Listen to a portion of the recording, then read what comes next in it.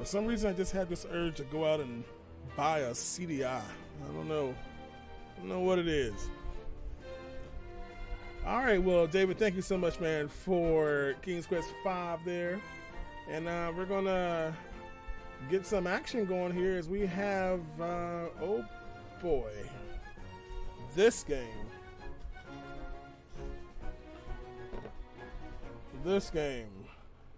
You know, this game right here, I feel like I should be not, you know what, let me actually adjust that. Let me actually adjust this song, shall we? Yeah, this is probably more appropriate.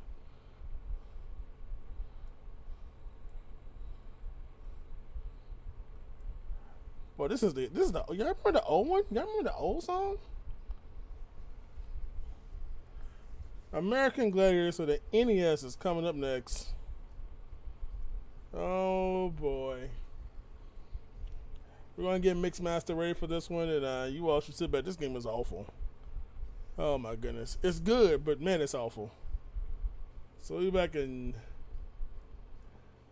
Yeah, I'm gonna give y'all some jams for this one. Yeah. Yeah, you all jam at that while I get him set up.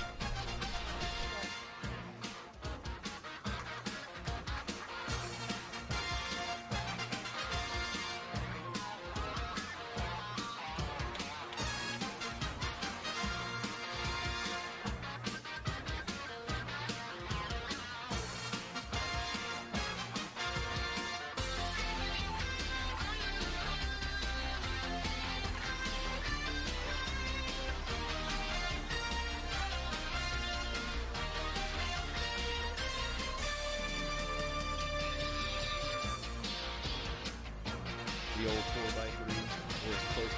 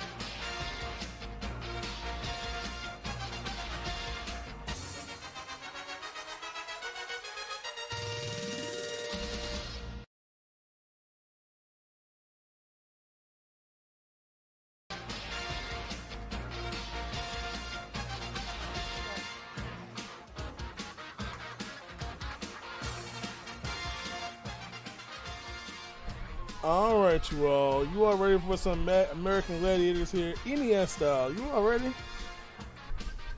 You all ready? We've got Mixmaster all set and go. Man, oh man. Yeah, we can have a discussion about our favorite event. We talked about this. I thought we were just talking about this a couple weeks ago. Dude, I like Skytrack. Skytrack was one of the newer ones, man. But I love Skytrack. Atmosphere was like everybody's here, but it's literally human marble madness. So, anyway, y'all, let's get ready for some American Gladiators for the NES.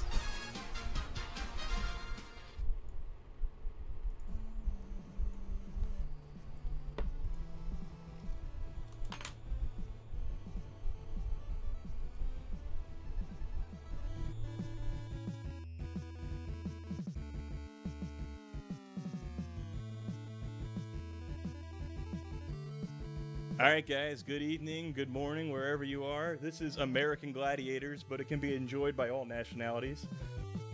This is based off of the late 80s, early 90s TV show that some of you guys may remember, or some of you may be YouTubing right now to try and figure out what in the world it is. We're going to have 4 different levels to the game, and each of those levels has 5 familiar events from the TV show, with the final level after all those being the obstacle course called the Eliminator, just like the TV show. That's kind of where the similarities start to end with the actual TV show. This game actually plays a little bit more like a platformer in some areas, and kind of like a puzzle in some other areas, and a shmup in some other areas. So this is kind of like 4 or 5 crappy video games jammed into one cartridge, which was pretty standard for what Nintendo tried to do with a lot of the licensed television and movie games that came out around this time. So we'll talk about the events as they come up here, and then we can go ahead and get started here. I'll give you a countdown. In 5, 4, 3, 2, 1, go. All right, so here we go. We're going to start off with Joust. Not because it's special or anything, it's just the first one on the menu. It plays like a fighting game.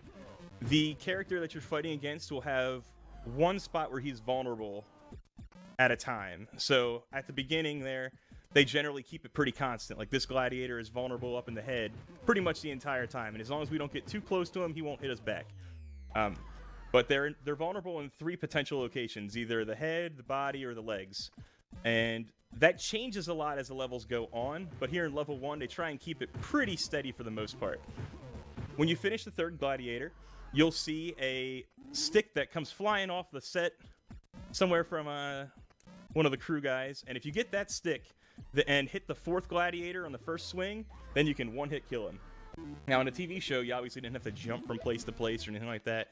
You just stood in place and usually got whacked by some really big bodybuilder and fell to your demise there on the mats below. But like I said before, this plays a little bit like a platformer in Joust. Now we're at the most treacherous event for all the kids who rented this from Blockbuster back in the day, and that's the wall. Now, you guys aren't watching this on my stream or have a webcam of what I'm doing right now, but I'm actually holding the controller in my lap here because I have to use the B button to control my left hand and the A button to control my right hand. So I have to alternate back and forth really, really quickly. Oh, it was a really bad spawn because we got a second gladiator here. We were trying to trigger. Didn't quite get her in time, but that's okay. All right, so the goal of the wall is obviously to make it all the way to the top and not get messed up there. Now, on a TV show, if you're watching this on the side there, you could see, you know, they've got bungees attached to them. You get a little bit of head start, and then the gladiator rips you off the wall, and you rappel to your safety here. In this one, it's like you're scaling a 12-story building, so it plays quite a bit differently, and you have to kind of know where the gladiators are going to spawn to maximize the most efficient route through the wall there, but we got through there in a decent time. Wasn't too bad. The walls get trickier as we go, though. You'll see the level 2 and 3 walls get really complicated. We get to one of the more legendary events in the TV show, which is Human Cannonball. This plays a little different because you actually have to jump and then grab onto the rope and then let go of the rope and kind of fly into them. I'm going to let this one happen naturally so you guys can hear the great sound effects of this game.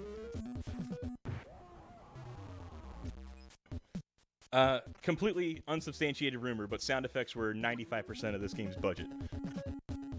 So, this gladiator is a little bit different with the timing, so we have to wait for the second pass through for everything to line up. You're not hopefully going to see what's going to happen if I screw this up, but occasionally if you release too early or too late, the gladiator is prepared and can block you. So we try to hit them square so that they go flying off the platform. So, so far so good there. 4 direct hits, no misfires or any of that. The next event is Powerball. Powerball plays like an auto-scroller here, where we're just trying to score as many points as we can in before the timer in the corner goes down to 0. If we happen to stuff all 5 of these things, we'll get a 1-up out of the deal. And in the early levels, we have enough time where it's actually possible to get 2 1-ups if we don't get interfered with too much here. Now, for those who remember the TV show, Powerball was sneakily the scariest and most dangerous event in the show. And that's because this thing wasn't happening in like a college gymnasium or somewhere where you'd expect some sort of like safety measures to be in place. No, this was happening at like Studio 37 in Burbank, California, and they rolled out the miniature golf felt over top the cement, and people were tearing ACLs and breaking bones and getting messed up on this thing all the time and dislocating shoulders. Any injury you saw on the show more than likely occurred during Powerball. It's probably the most physically demanding because you were just trying to put a ball in a bucket, and the gladiators were literally just trying to say no, and they didn't have any restraint whatsoever. They were clotheslining people, and it's not like these people were also bodybuilders and football players. They were just guys who filled out a survey and mailed it into the studio, and it's like, okay, cool, you're selected to be on the show. So, versus a bunch of guys on steroids didn't work out so well. All right, now we got Assault. And Assault plays like a shmup. It's like a top-down shooter here where we have to shoot the gladiator 3 times before he shoots us 3 times. Well, that's the rules in level 1 anyway. In level 2, 3, and 4, he gets more HP, and we stay the same. And they start putting the weapons in less convenient locations. But that's all 5 events in the easiest mode. And as we go to level 2 here, they're going to crank up the difficulty a little bit. So in Joust, they're going to make the patterns a little more complicated. This first Gladiator is going to be vulnerable in the middle, but then he's going to be vulnerable down by his knees. And we have to kind of guess when that window is going to change. Because if he happens to block us, he can kind of parry that back at us and hit us a time or two, which then kind of resets all the progress we made. So we want to make sure that doesn't really happen. And it's going to be up to us to kind of guess when that pattern is going to change. There's no real visible way to tell. Now, the task of this game doesn't do any of this in Joust. The task in this game does some crazy pressing left and right at the same time and pressing right at 1 frame apart, blinking it over and over again, and basically just walks through the Gladiator. So it's pretty cool that someone bothered to task this game in general, but the Joust especially is something special to behold. All right, so we'll go for our 1-hit kill after grabbing our Super Stick. And Joust 2 is done. Alright, Wall 2 gets a little bit tricky here because now instead of just climbing straight up the wall, there's going to be some paths that we have to take that actually have to make a scale to the right, scale down, and kind of snake our way around this place. So we're going to have to be a little bit more careful here. Additionally, some of the Gladiators, if you take just the linear route, will spawn in places that you have to just die. So we climb up there a little bit extra to spawn that Gladiator you just saw on the left so that we can actually traverse this way safely. Because if we didn't do that, that would have been a very miserable adventure to take with that Gladiator right above us. Alright, we're also going to grab these gloves right here. Now this takes the burden off of my right hand so that I don't have to press A and B like crazy, but I lose all precision. Now the player just moves really, really quickly, and I don't really have precise control of where their left or right hander is going. So I really need to be careful there that I don't go to a spot that's towards the end of the map and I just fall down as a result. So I need to be very careful with my hand placement. Alright, we're going to try and spawn both of these Gladiators there. Okay. The Gladiators also, I don't know if you can tell from what's happening, they heat seek you like red turtle shells. They go basically directly towards you. It does not matter if there's an obstacle in the way or not. They are going to go directly, linearly, straight towards you. So you can lure them into obstacles and such. That's a really big play in the strategy of the routes that I'll take. It might not seem like the fastest, but it'll be the safest. Alright, so in Human Cannonball 2, we have a glitch that we're going to attempt here. Right before the 4th Gladiator, if we can grab the pair of gloves, it will allow us to clip through the top of the screen and hopefully just rain down on the 4th Gladiator from above. So we're going to grab these gloves here. Now what these gloves do normally is they let you slide up and down the rope. So if you land on the rope in a bad spot where you're going to get a terrible angle, ooh, that did not look very enjoyable there. So we'll grab these again. We'll slide down the rope. Alright, that sets us up here. We're going to go for this clip if we jump just perfect. So let's see what we can do. Ah, we just missed it. Alright, so we got the gloves still, so we're able to swing down here. We'll have a chance again for the clip in level 3's Human Cannonball. But what actually happens is you jump basically above the top of where you're supposed to grab on the rope. And you'll see your character kind of morph to the other side of the screen. And you just release when your player's angle is correct and you fall on the Gladiator on the other side. So hopefully we'll get that on level 3. Alright, while we got some time to kill in Powerball, I want to talk about the last event that we haven't seen yet. That's going to happen at the end of level 4. That's the Eliminator. So the Eliminator's got 5 different phases to it. There's a platforming, jumping on a bunch of random platforms while the Gladiators throw medicine balls at you. Just like Joust, the controls are awful. Your jumping seems incredibly awkward and doesn't really make a whole lot of sense. It's an auto-scroller in the sense that the screen moves from left to right and kind of forces you along. Well, it doesn't really force you along. If you just touch the left side of the screen, you just die. So, it did not take notes from Super Mario Bros. 3 there. They just decided, oh, okay, you're not moving fast enough, you lose a life. So, you have to take some sort of urgency in the Eliminator there.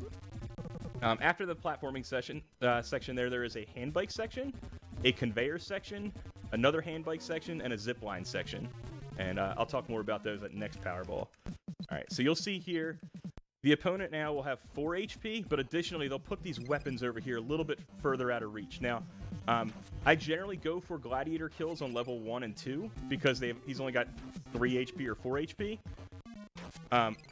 But in the later levels, I really just use the weapons to kind of scare him away, because when his HP gets a little bit lower, he tends to be a little bit more scared of the weapons, and you can kind of just push him to the side. And then just like the TV show, if you don't happen to shoot him enough, you can just run to the finish line, and that's good enough. So that's the end of level 2. We're halfway done in total levels. Definitely not in time usage, though, because these next couple walls are going to get pretty complicated. So Joust 3, I think, is actually the hardest of the jousts. I think Joust 4 is a bit simpler, just because the patterns are a little bit more basic. The only thing that Joust 4 does is it speeds up the amount of time between the steps of the pattern. So if you happen to get hit during Joust 4, it's really hard to jump back in. But Joust 3 has the more complicated pattern, so if you get hit, you're basically just guessing the rest of the time, because you really don't know where in the pattern to rejoin, and it's so long sequentially. So you really just, if you get hit at all, it's really bad news. All right, we gotta jump real fast here. Make sure we're lined up for the super stick. And that was basically a perfect Joust 3. I don't think we ever have ended it better than 77 before, so that's pretty good in-game timer. There is a bit of RNG in this game. The medicine balls and the eliminator are definitely punishing, but no one has crunched the numbers enough to figure out how to manipulate those. So we're not quite sure exactly whether or not that can be worked to our advantage. But if we happen to get the right medicine ball pattern a little bit later, then we'll get to see something magical in a glitch form that can save about a minute and a half time. That's never been done in a world record pace there before, when we're doing pretty good right now. All right, this is a tough skip here. We have to make sure those gloves wear off so we get that precision I was talking about. This is basically impossible to do when your gloves are on. So we'll jump that gap there, because these two gladiators are especially brutal if we take that right path, because they kind of just rain on top of us, and we're not really in a position where we can spawn them early. Here's another tough dash. We got to be really close. Ooh, just missed it. All right. So close. All right. So that particular dash right there, those gloves, if you don't take that, you lose about 8 or 9 seconds worth of game time as a result. And, you know, we're doing really good in a marathon, so we're just going to go for it whenever we can there. We'll get these. So here's what I was trying to explain before. This right route is kind of the intended way that they want you to go, or at least that's the way they lead you to go. But you can go this way if you make sure that you always have a hand on something. So you can kind of cheat your way through there. And as you can see there, those gladiators spawn just far enough to the right that I'm able to sneak around that left way. All right, we're going to try and get these gloves again. And dash up. Okay, there we go. And we got to climb just high enough to spawn the second gladiator here. If we go to that first rung instead of that second rung, the red-haired gladiator on the right does not spawn, and then she spawns right when we're below her, which is a very bad spot. So 57's not too bad of a wall 3, and we took our time there during the glove section. All right, this is where Human Cannonball gets fun. This first one's so fast that if you blink, you might miss it. Now we get to go from downtown. Now we got some long-range Human Cannonball. From one set to the next.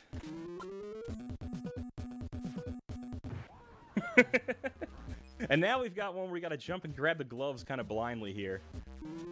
Oh, we missed the gloves. That's bad news.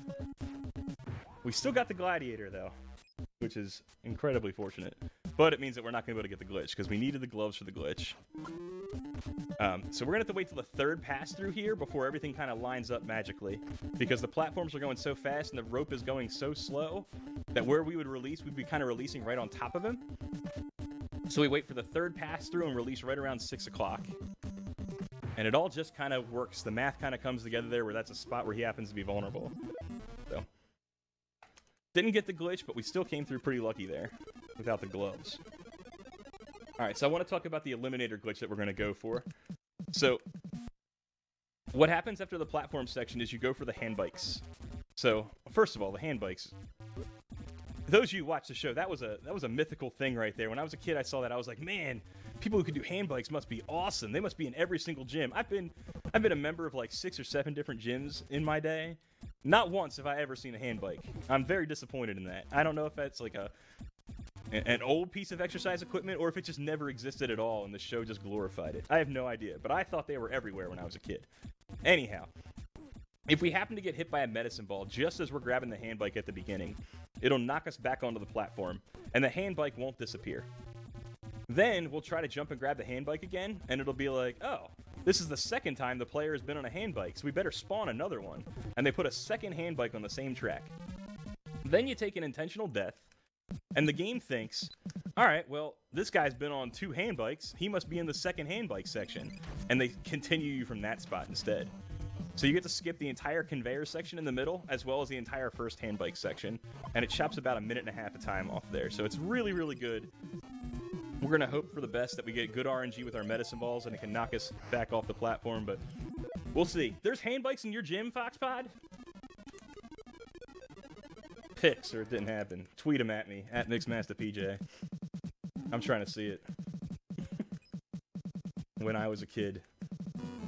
When I was a kid, let's say when the show was live, I was watching it on TV in the early 90s at my grandma's house. Alright, so here's those miserable patterns I was talking about. Now, I don't know if this one's actually Nitro, or if the third one's supposed to be Nitro. I don't think the second one or the fourth one are Nitro, just going by the skin complexion. But, like, they always put that Gladiator clip at the beginning, and in every single event's got more than one Gladiator, except for Assault. So I don't really know which one's the Nitro I'm worried about. I know he talks a lot of smack, but, you know. Speaking of the Gladiators, I recently discovered that if you want to, you can pay 75 American dollars, and former American Gladiator Laser will record a little video for you on Cameo.com. And he'll say basically whatever you want him to for about 30 seconds or so. So 75 bucks, 30 seconds. That's a pretty good hourly, if I'm doing the math correctly, but, you know. Glad to see he's still doing something. Alright, so this is a really tough super stick. You gotta spawn it, then you gotta jump back. Oh, yeah, see? It's a little, not quite frame perfect, but pretty close to frame perfect jumps there. They're just pretty brutal, especially when going backwards. So now we gotta do something we haven't done all game, which is fight the 4th Gladiator. Which no one really wants to do. That's why I always get the super stick, so I don't have to deal with this guy. And you notice the music gets all deep and scary. It's like, oh, this guy's super serious. Normally I don't have to deal with him at all, so. I don't know his name. I used to like to think that all the Joust guys had, like, J first names. So we can call that one, like, Jerry. Whatever. And the Human Cannonball guys all had H first names. Now, there's no way I'd ever be able to think about enough people who would be on this wall. Alright, this wall is pretty brutal, so I'm gonna get quiet here real quick. Alright, cool. That's one of 3 really bad spots there. We try to sprint through that.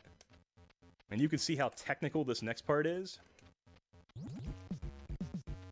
Where we just have to be very, very, very precise in our hand movements.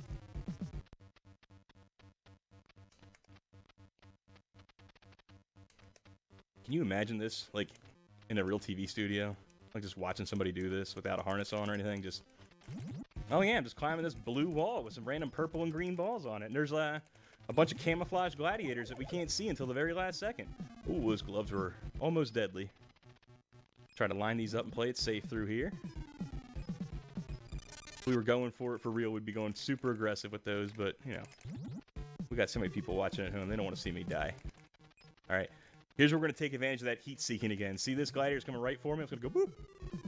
They're going to heat seek down 1 pixel, and then they fall as a result.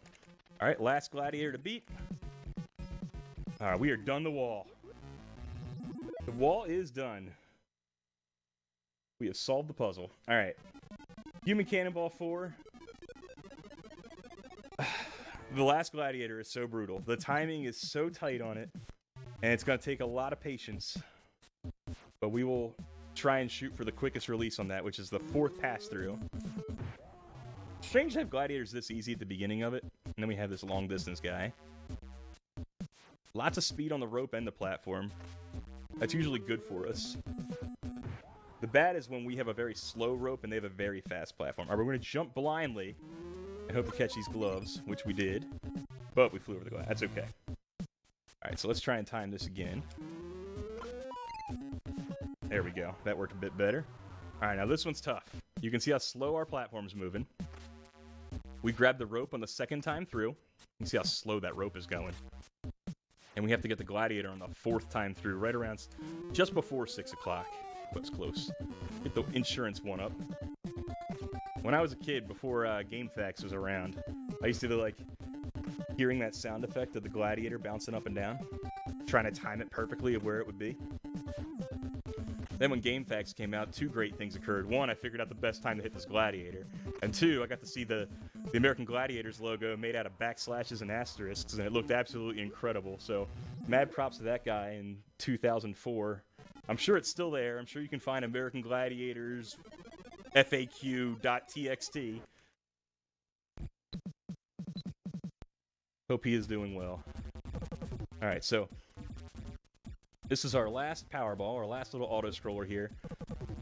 I started playing this game again recently in preparation for this marathon, and the next event has actually been the Run Killer more than anything else. Not Wall 4, but actually Assault 4. And it's just because of the pattern of where Laser is going with the cannon, the fact that he has 6 HP and I've only got 3, the fact that the weapons are in really, really bad spots. I don't know. But that wonderful combination of things comes together and makes it a very difficult level. So hopefully we get a good pattern on Laser here and we can avoid him and just run to the finish line. We're not even really going to try and shoot him much because, like I said, 6 HP. We only got 12 bullets if we happen to pick up all 4 guns. So we're going to just try and stay out of his way as best we can. Ooh, almost squeezed through there. All right, we'll stay behind this station to the last possible moment. All right, we'll fade back here. All right, we got that island there to help us. All right, I think we're home free. He's not going to shoot us 2 more times this quick. Good. Made it. All right, here we are. We're at the Eliminator. We're going to hope for the hand bite glitch. We're going to hope that everything comes together with the medicine balls and it plays nice. If not, you get to see the whole thing, so that's cool. But if not, less is more, right? We want to see great things happen, but if that means we miss some of the game, that's even better. So we got hit by one of those. That's not too bad. If you get hit by a medicine ball and you're not ducking, it's pretty much going to wreck your entire trajectory. So we try to avoid them at all costs, but if they're coming near us, we just try to duck. All right.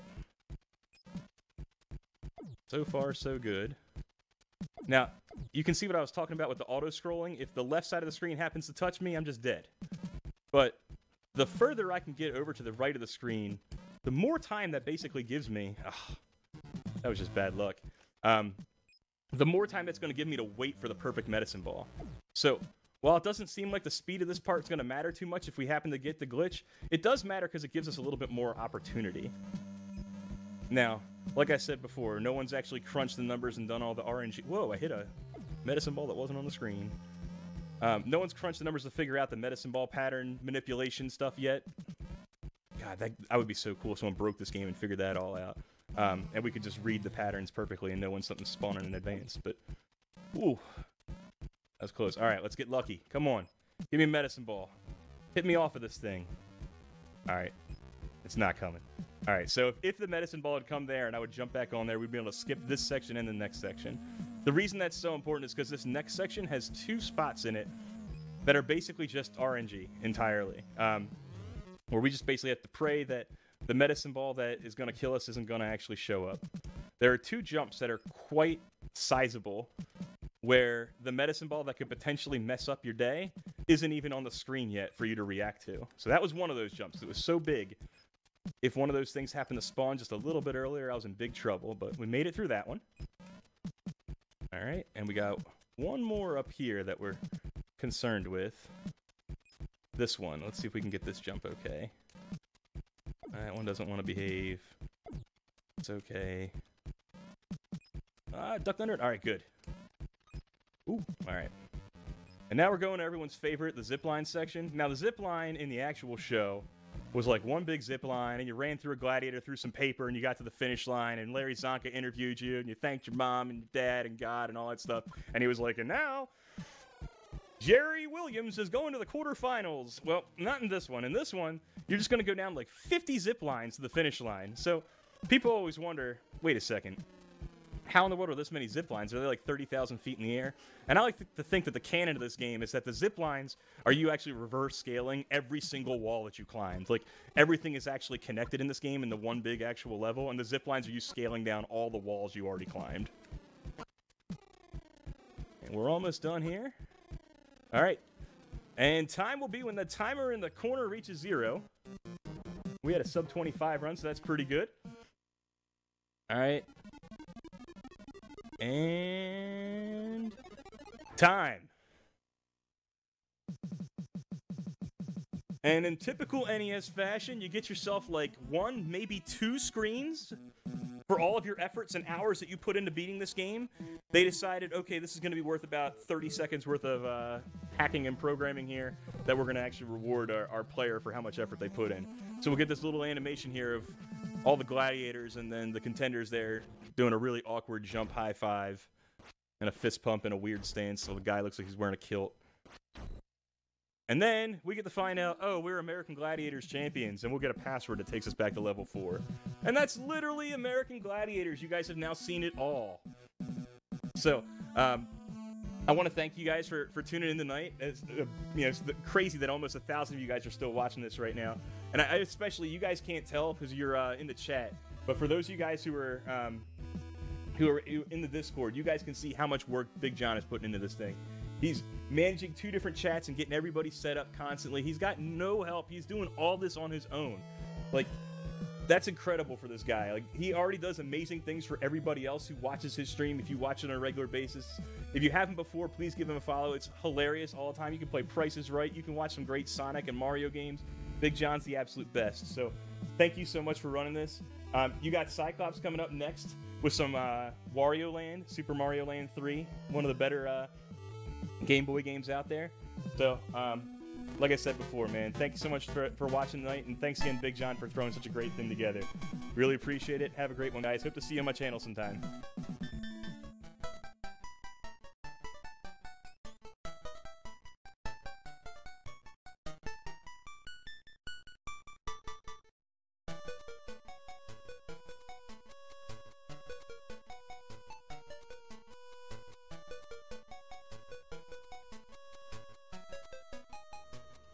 Alrighty, you all. Hope y'all enjoyed that. I actually have, without seeing the run, I had never seen the ending of that game. That game is, I would still be on low 1 trying to get up that wall.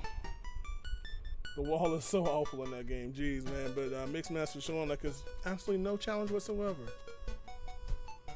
And of course, you all, thank you all so much for continuing to contribute to the event as well.